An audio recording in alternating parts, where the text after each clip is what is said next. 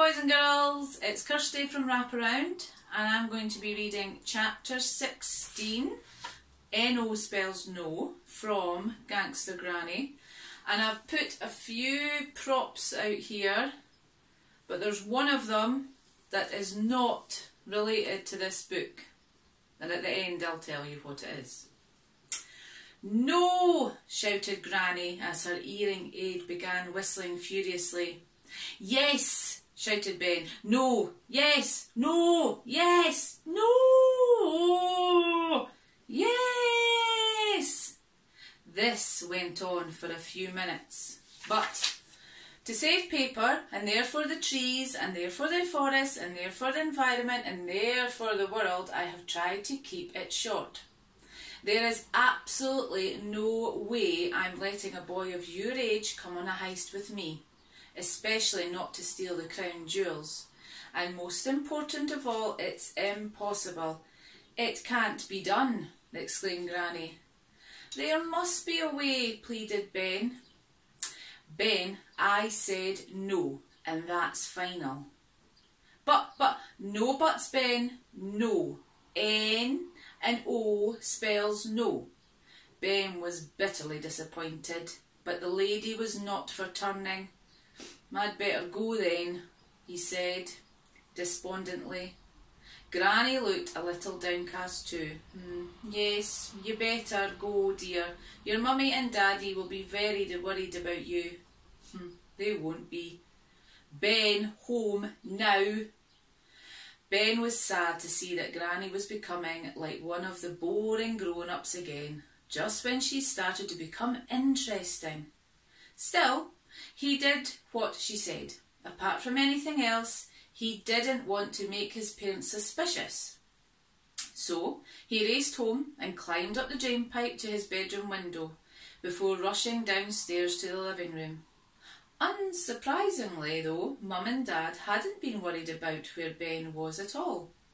They had been too busy planning their son's rise to dancing superstardom to notice he was gone. Dad had been calling and calling the National Under-12 Dance Competition hotline until finally he got through and secured his son a place. Mum was right. The competition was at the town hall in just a couple of weeks' time. There was no time to lose, so Mum had been working every waking moment on her son's love bomb outfit. "How's the rehearsals going, boy?" asked Dad. "You look like you've worked up quite a sweat." Fine, thank you, Dad," lied Ben. "I really am getting something really spectacular together for the big night." Ben cursed his runaway mouth. Something spectacular? He'd be lucky if he didn't fall over and knock himself out. "Well, we can't wait to see it. Not long to go," said Mum, not even looking up from her sewing machine as she switched a row of hundreds of sparkling red hearts down the side of his lycra trousers. I'd kind of like to practice on my own for now, Mum, you know," Ben gulped nervously, "until it's completely ready to show you." "Oh, yes, we understand," said Mum. Ben sighed with relief.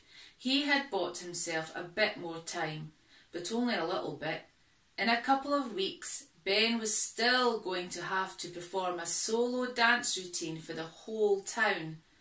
He sat on his bed and reached underneath it for his stash of plumbing weeklies. Flicking through an issue from the previous year, he saw that it contained a feature entitled "A Short History of Plumbing" that focused on some of London's oldest sewage pipes. Ben frantically turned the pages to find it. Eureka! There it was. Hundreds of years ago, the River Thames, on the banks of which the Tower of London is situated, had been an open sewer. Technically speaking, that means there was a lot of wee and poo in it. Buildings along the riverside simply had big pipes leading from their toilets straight into the river.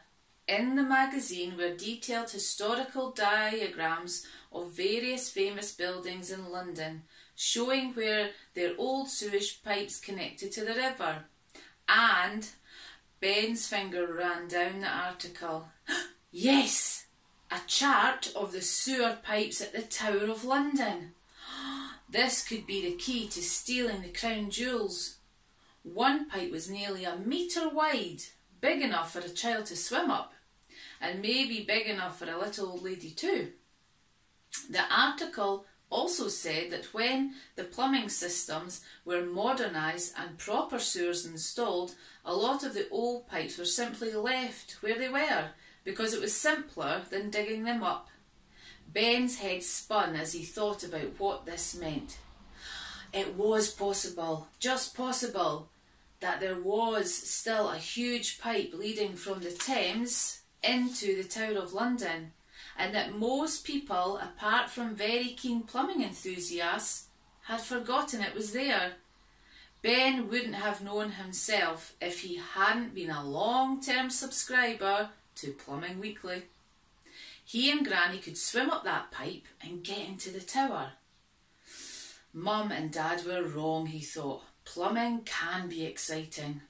Of course, it was a sewage pipe, which wasn't ideal, but any poo and wee still in it would be hundreds of years old.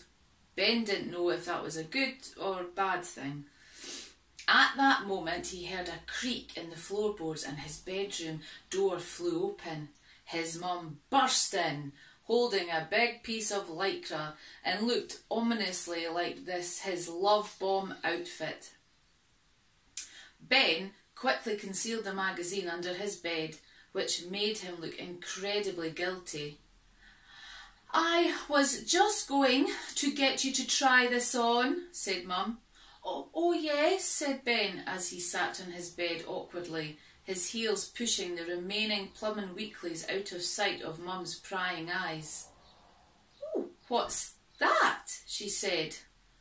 What did you hide when I came in?" "Is that Nuts magazine?" "No," said Ben, swallowing his guilt. This looked way worse than it was. It looked like he was hiding a naughty magazine under his bed. "It's nothing to be ashamed of, Ben. I think it's healthy you're expressing an interest in girls." "Oh no," thought Ben, "my mum's going to talk to me about girls." "There's nothing embarrassing about being interested in girls, Ben." Yes, there is. Girls are gross." "No, Ben, it's the most natural thing in the world." She's not stopping. "The dinner is nearly ready, love," came a shout from downstairs. "What are you doing up there?" "I'm talking to Ben about girls," Mum shouted back. Ben was so red that he opened his mouth wide enough he might be mistaken for a postbox. "What?" cried Dad. "Girls!" shouted Mum. "I'm talking to our son about girls." "All right," Dad shouted back. "I'll turn the oven off."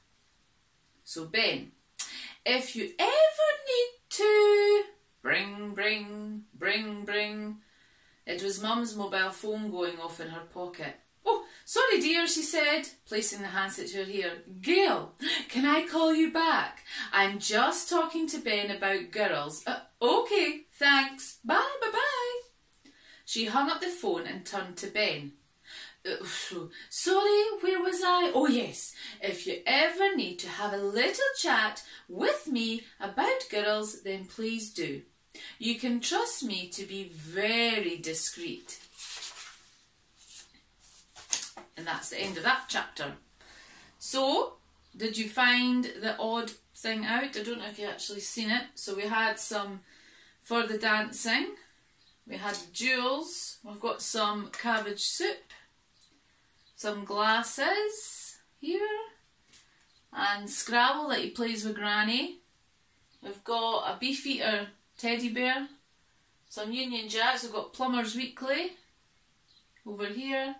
And the odd thing out was this. Because that is from Grandpa's Great Escape. Okay.